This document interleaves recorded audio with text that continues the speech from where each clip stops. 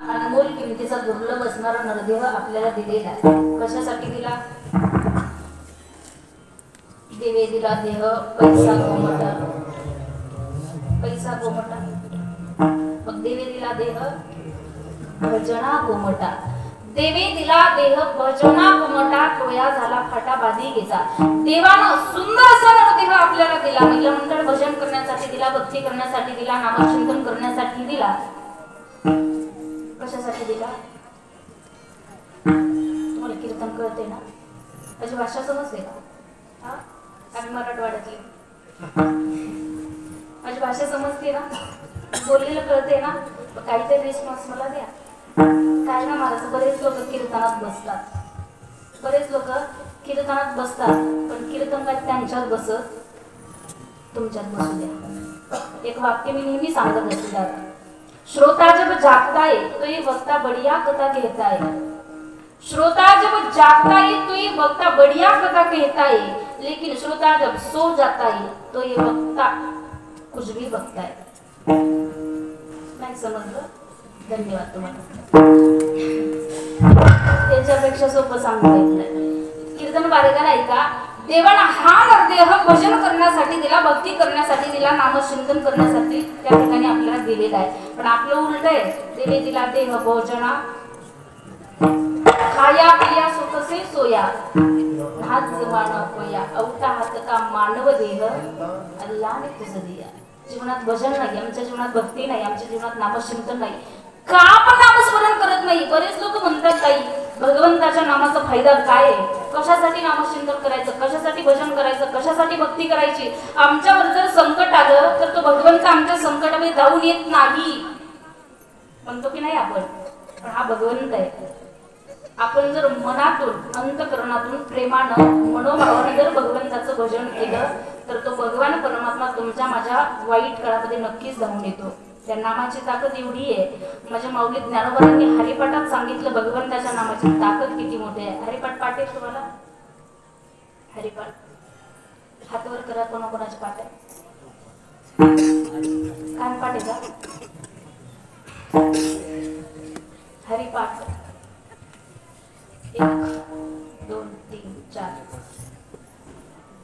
आपल्या गावात एवढ्या 4च आहेत. 14 वर्ष झाले ना कार्यक्रम चालू आहे. हरिपाठ पाठ केलं पाहिजे तुमचा. माऊलींचा हरिपाठ आहे दादा 28 अभंगाचा आहे फक्त, जास्त नाही. किती? आता पुढच्या कार्यक्रमापर्यंत मला माहित नाही मी येईल का नाही, राहील का नाही याचीच गॅरंटी नाही. पण चुकून उकून जरा आलेच तर पुढच्या वर्षीपर्यंत तुमचा हरिपाठ पाठ झाला पाहिजे. माऊलींचा हरिपाठ 28 अभंगाचा आहे. महिन्यात दिवस किती असतात? 30 किंवा 31. हरिपाठ किती अभंगाचा आहे? किती अभंगाचा आहे? 28. रोज एकच अभंग पाठ करा ना. एका महिन्याच्या हरिपाठ पाठ होऊन जातो. अभंग जर पाठ केले एका दिवसात 5 अभंग पाठ होतात. म्हणजे आम्ही करतोय. आता मला माहिती तुमच्या पाठीमागं संसाराचा व्यापार आहे, संसार तुम्ही करताय, बाकीची कामं तुम्हाला असतात. 5 अभंग एका दिवसात माणूस सहज पाठ करू शकतो. मला माहिती तुमच्या पाठ होणार नाही. तुम्ही रोज एकच करा. कधी करायचा? संध्याकाळी स्वयंपाकाला बसलात, मुलगा शाळेतून आला, त्याला म्हणायचं बाळा हरिपाठाचं पुस्तक घे. हरिपाठ आहे का? पाठवून देऊ. नसेल तर सांगा पार्सल पाठवते, माझ्या घरी आहे ना. हरिपाठाचं पुस्तक त्याला सांगायचं बाळा हरिपाठाचं पुस्तक घे. तो हरिपाठ पुढं म्हण, मी तुझ्या पाठीमागं म्हणते. शेजारणीला शिवे देण्यापेक्षा पाठवून जाईल. संध्याकाळी काय काम असतं आपल्याला स्वयंपाक करताना, तेवढंच काम करा. बरोबर तुमचा 28 दिवसामध्ये हरिपाठ पाठवून जाईल. 28 अभंग 28 दिवसात पाठवून जातील. त्या हरिपाठात माझे ज्ञानोबा म्हटले भगवंताचं नाम किती मोठं आहे. ज्ञानदेव कुसे निवृत्तीशी चाड गगनामुळे बाळ. या आकाशापेक्षाही मोठं जर काय असेल तर ते भगवंताचं नाम आहे. आणि त्या नामाचा फायदा आहे नाम संकीर्तन साधन बही जळतील पापे जन्मांतरीचे. जन्मोजन्मीचं पाप भगवंताच्या नामानं जळून खाक होतं. जीवनात जे काही वाईट कर्म करतो, जीवनात जे काही वाईट पाप आपण करत असतो, देवानं आपल्याला देह दिला, पण बाबा या देहाच्या सोबत कर्तृत्व दिलं आणि कर्तृत्वासोबत गोकृत्व पण देवानं आपल्याला दिलं. मनुष्याला कर्मही करावं लागतं आणि केलेल्या कर्माची फळं देखील भोगावी लागतात. पशुपक्ष्यांना संतांनी कधी सांगितलं नाही भजन करा, भक्ती करा, नामचिंतन करा, कारण पशु काय पाप पुण्य जाणती उत्तम मध्यम.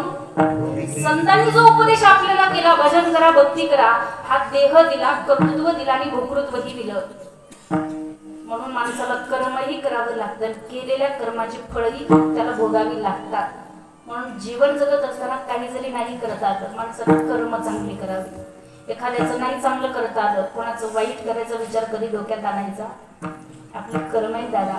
एक सुंदर भाव आहे, भला किसी का कह न सकूं तो बुरा किसी का मत करना, दुश्मन ही बन सकते हो काहे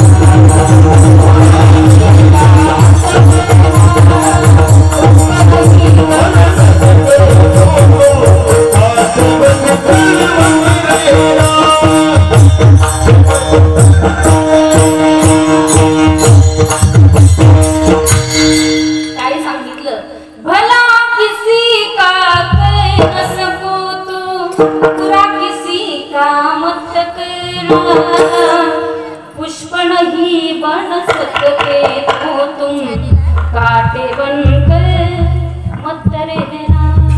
नाही माणसाला करायचं चांगलं करता आलं, कोणाचं वाईट करायचा विचार करायचा नाही. आपली कर्म आहेत, त्या कर्माची फळं माणसाला भोगावी लागतात. केले कर्म झाले त्याची भोग उपजले दिले. म्हणून कर्म चांगलं करायचं आणि ते कर्म करत करत भगवंताचं नामचिंतन जीवनामध्ये करायचं. भगवंताच्या नामाचा फायदा फार मोठा आहे, फार भगवंताचं नाम फार श्रेष्ठ आहे. देवाच्या नामाचा महिमा देवालाच समजला नाही. ज्यावेळी वानर सेना हनुमंतराय सेतू बांधत होते, सेतू बांधत असताना कथात सगळ्यांना ज्ञात असेल, सेतू बांधत असताना हनुमंतराय काय करायचे, दगडावर राम नाम लिहायचे, तो दगड पाण्यामध्ये टाकायचे. दगड पाण्यामध्ये टाकला की दगड पाण्यावरती तरायचा. भगवंताच्या नामाची ताकद होती. प्रभू रामचंद्रांनी पाहिलं, माझ्या नावानं दगड पाण्यावर तरतात, मग मी टाकलेले दगड पाण्यावर का तरणार नाही. दुसऱ्या दिवशी ट्राय करायला गेले, सुपारी एवढा दगड घेतला, पाण्यात टाकला, टाकला तसंच बुडात गेला. त्यांना वाटलं हा छोटा झाला असेल, त्याच्यापेक्षा थोडासा मोठा घेतला, तोही पाण्यात टाकला, टाकला तसंच बुडात गेला. परत त्याच्यापेक्षा मोठा घेतला आणि तोही पाण्यात टाकला, टाकला तसंच बुडाला गेला. माग वळून पाहिलं, आपल्याला कोणी पाहिलं का नाही. मी असंच होतं बाबा, रोडवरती एखादा व्यक्ती जर गाडीवरनं पडला तर तो त्याला किती लागले हे नाही पाहत, मला कोणी पाहिलं का हे पाहतो. पाहिलं, पाठीमागं वळून पाहिलं, मला कोणी पाहिलं का नाही. तर पाठीमागं जोडून या कर उभा सन्मुख तो समोर हनुमंतराय दिसले. आणि प्रभू रामचंद्राने हनुमंतरायला विचारलं, हनुमंतराय कधी? म्हणे पहिल्याच दगडाला होतो. जेव्हा पहिला दगड पाण्यात टाकला, पहिल्याच दगडाला मी इथं हजर होतो. हनुमंतरायला प्रश्न केला, हनुमंतराय माझ्या नावाने टाकलेली दगड पाण्यावर तरतात, मग मी टाकलेली दगड पाण्यात बुडत का जातात. त्यावेळी हनुमंतरायांनी उत्तर दिलं, तुझी या नामाचा महिमा तुझं न कळे मी कशाला. रावण महाराजाला समजलं, प्रभू रामचंद्राच्या नावानं दगड पाण्यावर तरतात. त्यांनीही ट्राय केला, एक दगड घेतला, त्याच्यावर काहीतरी मंत्र बोलले, दगड पाण्यावर टाकला, समुद्रामध्ये फेकला, दगड तरला. ऐका बरं, दगड पाण्यावर तरला. सगळीकडे वार्ता पसरली, रावण महाराजांच्या हाताने दगड पाण्यावर तरला, रावण महाराजांच्या हाताने दगड पाण्यावर तरला. मंदोदरीला समजलं आपला पती किती पाण्यात आहे ते फक्त यांनाच माहिती. त्यांनी बोलवून घेतलं आणि रावण महाराजांना विचारलं, मला असं समजलं की तुम्ही टाकलेला दगड पाण्यावरती तरला. हो म्हणे, मग मी टाकलेला दगड पाण्यावर तरला. मंदोदरी म्हटली, मी म्हणून सांगते, मला माहिती तुम्ही किती पाण्यात आहात, मला काय केलं गपचूप मला सांगा. रावण म्हटला, तुला म्हणून सांगतो, कोणाला सांगू नको. तुला म्हणून सांगतो, अख्ख्या गावात सांगतो बाबा. तुला म्हणून सांगतो, कोणाला सांगू नको. रावण म्हटला, काही नाही, दगड घेतला, तोंडाजवळ घेतला, त्या दगडाला म्हटलं, तू जर पाण्यावर तरला नाही, तुला रामाची का तरणार नाही पाण्यावर. दगड पाण्यावर तरणार बाबा.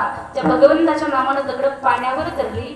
त्या भगवंताच्या नामाचा महिमा साधा सोपा नाही. त्या भगवंताच्या नामानं जीवनात केलेले वाईट कर्म, वाईट पाप जळून खाक होतात, म्हणून संत म्हटले, घेताना